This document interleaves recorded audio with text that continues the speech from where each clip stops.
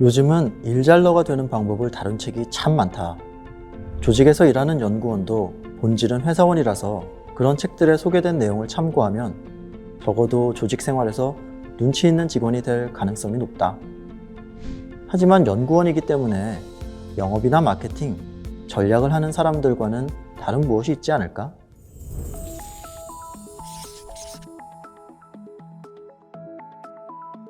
연구원이라면 당연히 연구 논문이나 연구 보고서를 읽을 줄 알아야 한다. 학위를 받으면서 다른 사람이 쓴 논리적, 과학적인 검증 문서를 이해하는 방법, 특히 영문으로 된 논문을 보는 역량은 기본이라고 할 수 있겠다. 보통 석사 이상의 학위를 받은 사람이라면 무난히 잘 할 수 있을 것이라 기대한다. 사실 논문을 읽을 줄 안다, 이해한다는 것보다 더 많이 요구되는 역량은 팩트로부터 의미 있는 결과나 메시지를 찾아내는, 즉 인사이트를 발굴하는 역량이다. 이런 역량을 개발하기 위해서는 팩트 자체만을 받아들이기보다 그 안에 숨겨진 행간을 읽는 훈련을 많이 해야 한다. 과학적으로 밝혀진 사실이 어떤 식으로 제품 개발에 응용되었는지 사례 연구를 해보는 것도 추천한다. 잘 모를 때는 남들이 어떻게 했는지 분석하는 것만큼 효과적인 게 없다. 연구 개발의 경우 경쟁사의 논문을 찾아보는 작업도 게을리하면 안 된다.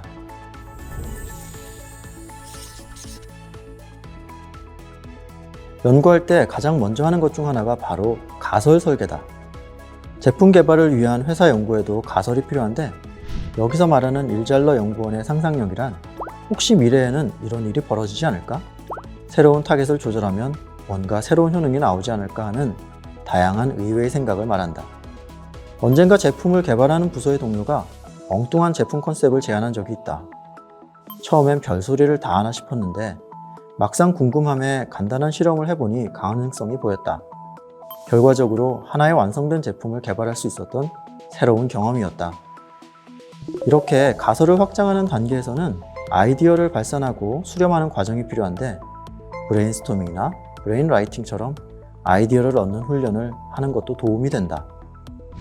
무언가 하기로 결정했다면 모든 일엔 집요하게 끝까지 끌고 가는 지구력이 필요하다.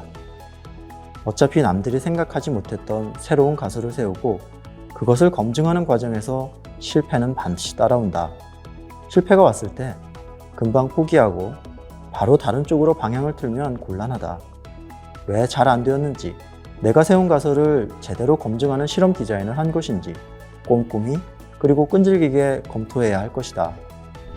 성공은 항상 just around the corner에 있다는 말을 잊지 말자.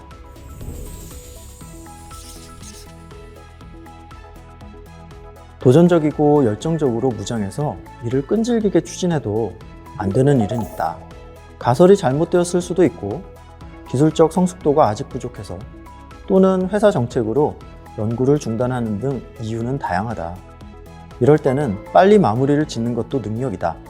괜히 자존심 때문에 그동안 들였던 과정에 대한 시간과 노력 때문에 일을 끝내지 못하는 사람들을 많이 봤다.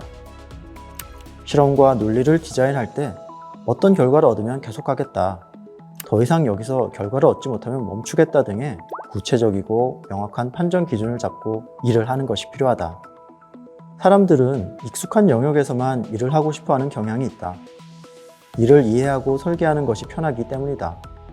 하지만 연구원이라면 좀 더 도전적인 일을 해야 하지 않을까? 물론 새로운 영역에서 일거리를 찾는 것은 어렵다. 새로운 기술 용어, 실험 방법 등 내가 모르는 것이 너무 많다.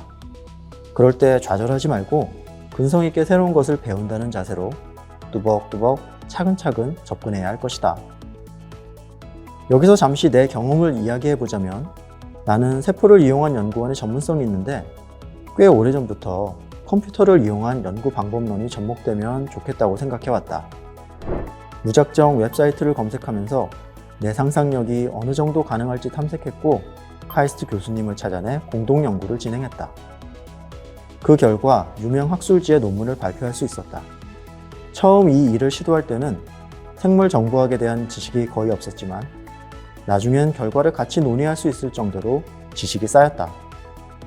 나에겐 새로운 생각과 도전일지라도 과거의 선배들도 비슷한 아이디어, 가설을 낸 적이 있을 것이다.